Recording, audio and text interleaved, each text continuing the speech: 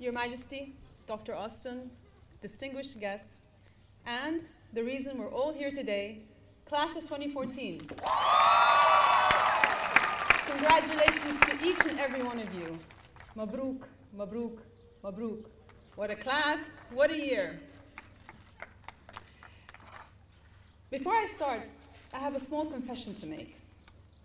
Commencement speeches make me nervous. I am the one thing standing between you and graduating.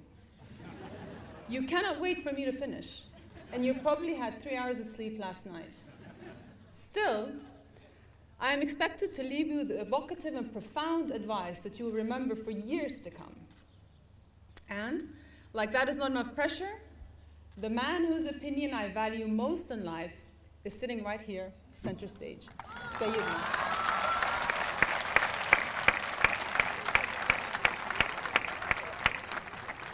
So I have a big challenge on my hands. Luckily, I'm not the only one. Class of 2014, you've created a problem for Dr. Austin as well. Yes, what the classists might call an adversum manium, or what we Jordanians might call a mushkila kbira. He's going to have to edit the school's motto, Floriat Scientia, let knowledge flourish, just doesn't sum up the breadth and depth of your achievements. Sure, you let knowledge flourish. You're about to follow your predecessors to some of the best universities in the world, all over the world. But you also let culture flourish through the Winter Play Festival Picasso and the Youth Musicians Conference. You let humanity flourish with fellow Round Square members when you helped to empower Cambodian women.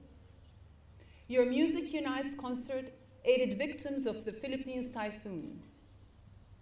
A similar effort supported Habitat for Humanity.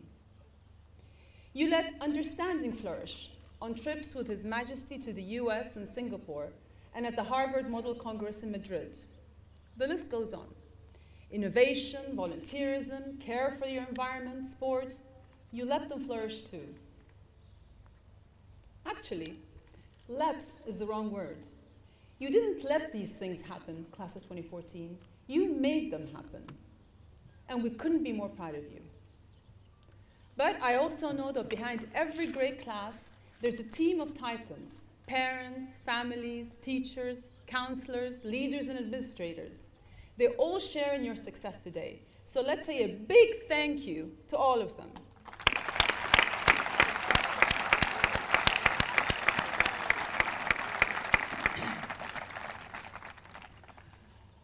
Although I don't know you all personally, each time I talk to King's students or meet King's alumni, I feel as if I do know you.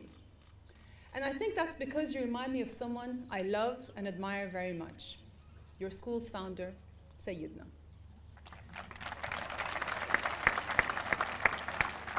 Someone who inspires me every single day. So what better inspiration than His Majesty for my commencement address to you, the students of King's. You have learned much in the school that carries his title, but in your final hour as students, I want to share with you some of the lessons I have learned from the man. Both, I hope, will serve you well. He taught me that courage comes from passion, not power or position. His passion for peace, his love for this country and its people. For them, no dream is too big, no idea too ambitious. Now, I'm not going to tell you to be brave and follow your heart or dream big. Sorry, guys, but that just won't cut it.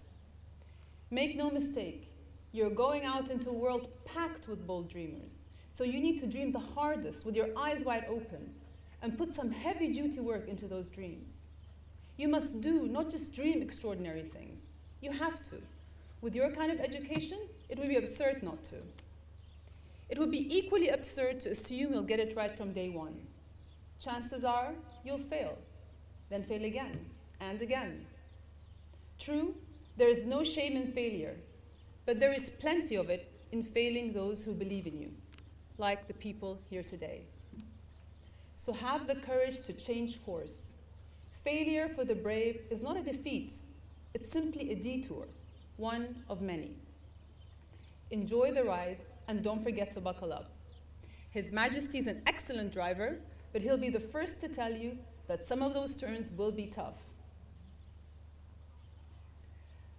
I also learned from His Majesty that the only failures that count are the failures of kindness.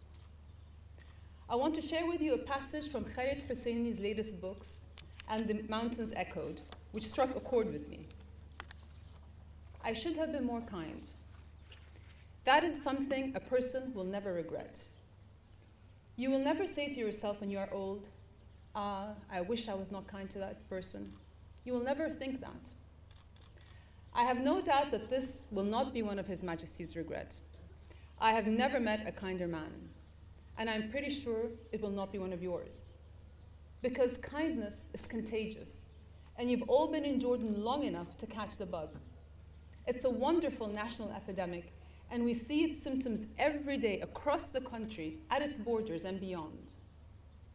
Your kindness will be tested after the summer when you meet new classmates and settle into college life.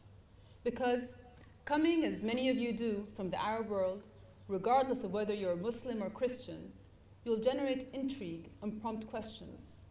Questions born not of mistrust of you, but rather a global lack of knowledge and an over-reliance on stereotypes. Kindness is the best antidote to these. Never mistake it for weakness. Extending an olive branch can go a long way towards mending bridges of misunderstanding and forging new friendships. And if that doesn't work, invite them over for some mansaf. It might not ease tensions, but it'll put them to sleep. It's a win-win.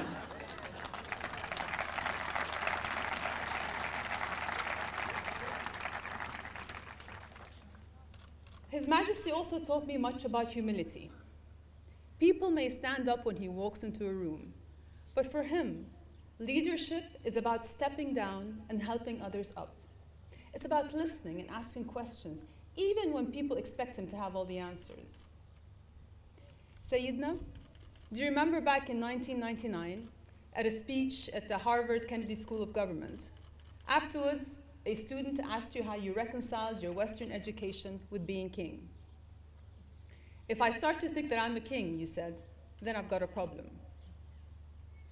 I want all of you to internalize that wisdom. It's your values that people will remember when they meet you, not titles or any sense of entitlement. Walk in humility, and you will never walk alone. Ask for directions, and you will never lose your way. Note to the male graduates there, the last advice, it's both figurative and literal. Please stop and ask for directions. That goes for the men in the audience as well.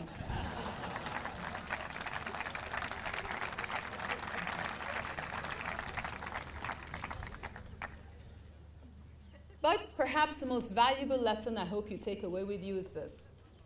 Operate at the very edge of possibility, where the impossible looks increasingly plausible, and the light is well before the end of the tunnel. When the idea of King's Academy first came about 14 years ago, the naysayers said it cannot be done. It can. You are proof of that. Keep proving it. Surround yourself by people who believe it. Say yes to the seemingly impossible, to risk, to boundless opportunities, to the unknown. Don't go through life bristling at external limitations. The most difficult limits are the ones you place on yourself. You'll notice that none of these lessons are grandiose. They're time-honored values that travel well across time zones and borders. So take them with you wherever you go. They're a currency for basic humanity. So be generous and spend them well. And in a fast-paced world, the world that you will inherit, they are and will always be your true north. Never lose sight of them. They're Deerfield's legacy to kings, King Abdullah's legacy to all of you. Now it's your turn. Class of 2014, this is probably the last time anyone will make it easy for you. You can forget everything I have said and just remember the next 20 words. Live life wide awake. Ask for directions. Err on the side of kindness. Say yes, and make us all proud.